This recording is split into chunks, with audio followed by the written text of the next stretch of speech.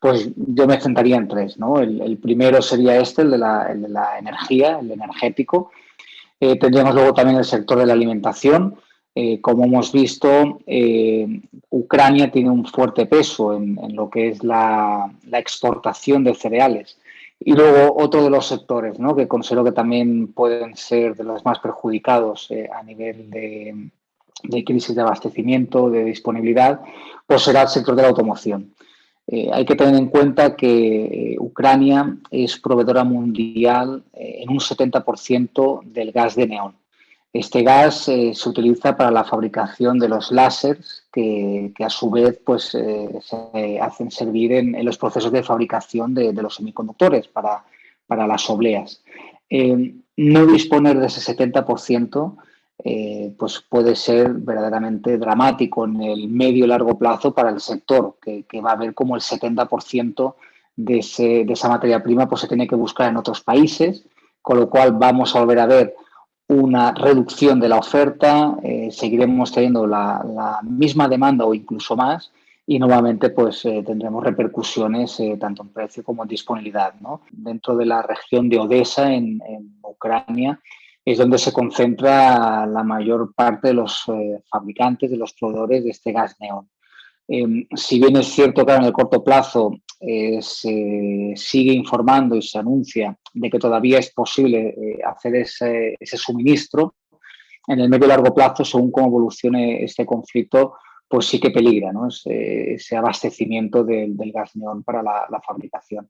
La afectación pues sería muy parecida a la que hemos ido viendo en meses anteriores.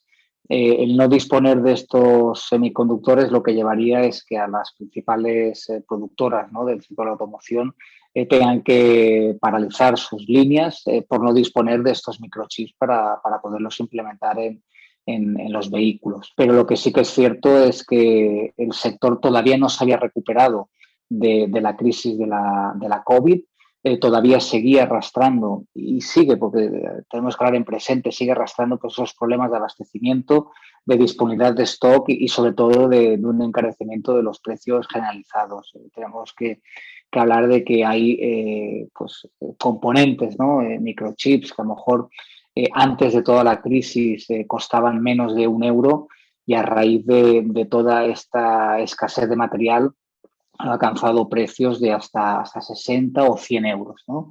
Incluso alguno específico por encima, ¿no?, de esos precios. Esto es una auténtica barbaridad, ¿no?, para el sector, pero lo que sucede es esto, cuando tenemos muy poca oferta, porque recordemos que la producción mundial está prácticamente en manos de 3 fabricantes. Si hablamos de última generación, casi nos tenemos que centrar en TSMC en Taiwán y en Samsung en Corea. Y esto pues dificulta, ¿no?, que se pueda hacer ese abastecimiento para toda la demanda que hay a nivel global. Si esto también se le suma todo el acopio que lleva haciendo, ¿no?, en todos estos años y sobre todo a raíz de la pandemia, pues un gigante comercial como es en este caso China, que se está llevando prácticamente toda la producción de estos componentes, pues esto se agrava, ¿no?, y dificulta todavía el poder disponer de esos materiales. Otro de los puntos que además también, digamos, agrava pues, esta gestión, ¿no?, y esta demanda es que a raíz de la pandemia son muchas también las empresas que han iniciado procesos de digitalización de sus procesos, ¿no? Tengamos en cuenta que las empresas ahora tienen que ser más óptimas y utilizar los menores recursos posibles para ser más eficientes. Y en estos casos, pues la digitalización se presenta como una pieza clave para ese cambio. Pero claro, no hay digitalización sin tecnología. Y hoy en día, pues la tecnología son los microchips, ¿no? Y eso también explica por qué a raíz de la pandemia estamos viendo cómo el sector de los semiconductores está pues, a nivel de demanda creciendo exponencialmente. Y esto pues, es una dificultad más añadida a todo lo que estamos viviendo, ¿no?, en la que cada vez tenemos menos oferta disponible, pero sin embargo la demanda sigue y sigue creciendo y se espera que en los próximos años todavía lo haga más.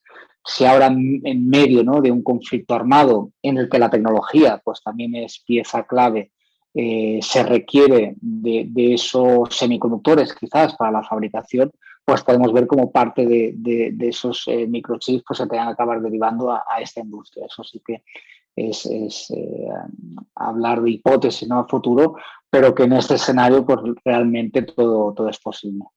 También, por ejemplo, en el caso de los semiconductores tenemos el caso del paladio, que también digamos que Rusia sería proveedora principal en torno a un 30% de la fabricación mundial. También se podría haber afectado, ¿no?, ese suministro si se utiliza pues como moneda de cambio, ¿no?, a través o como respuesta, ¿no?, de esas, digamos, restricciones que está poniendo la Unión Europea para castigar, ¿no?, la decisión de Rusia de atacar a Ucrania pues bueno, podría ser una materia prima que también escasee y que acabe pues perjudicando esa fabricación de semiconductores.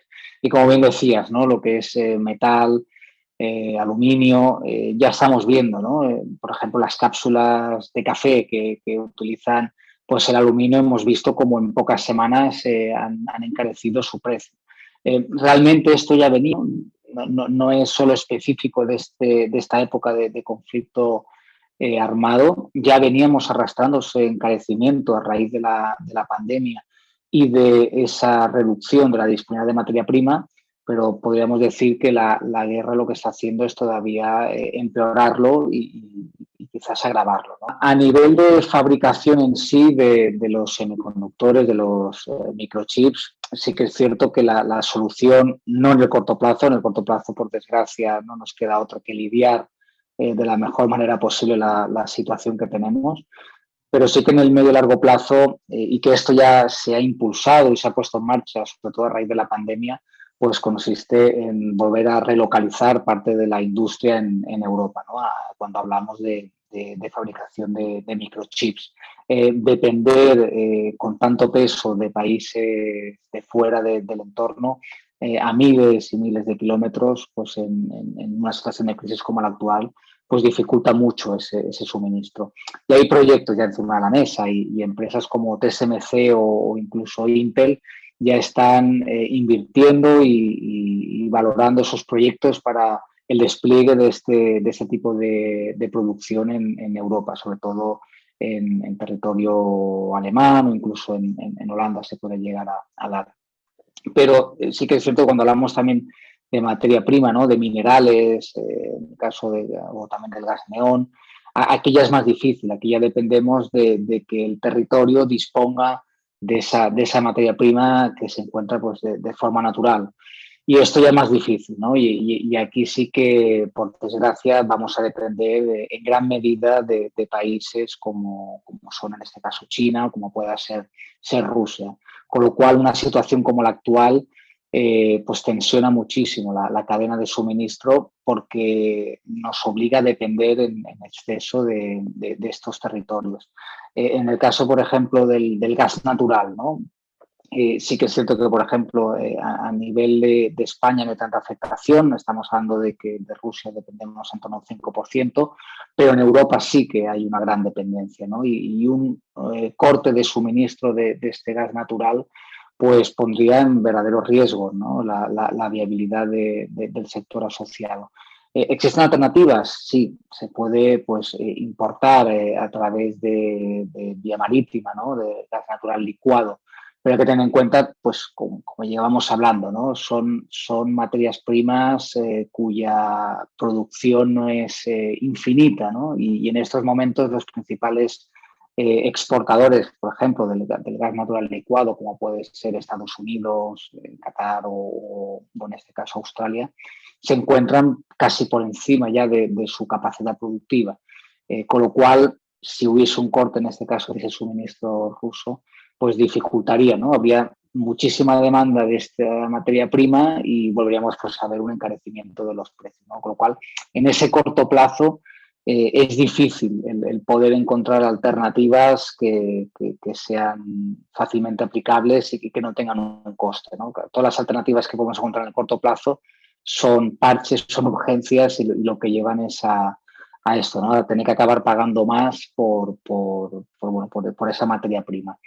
y en el largo plazo o medio pues requiere también de inversiones muy elevadas, pues que tengo incluso dudas de que se puedan llevar a cabo en un tiempo mínimamente razonable para que puedan ponerse en práctica en un lapso de 10 años, ¿no? Por lo menos. Lo veo muy difícil. En el caso de, como comentábamos, ¿no? De las plantas productivas de fabricación, esos proyectos que hablamos no verán la luz hasta dentro de 5 o 10 años. Por lo menos no empezarán a ser rendibles.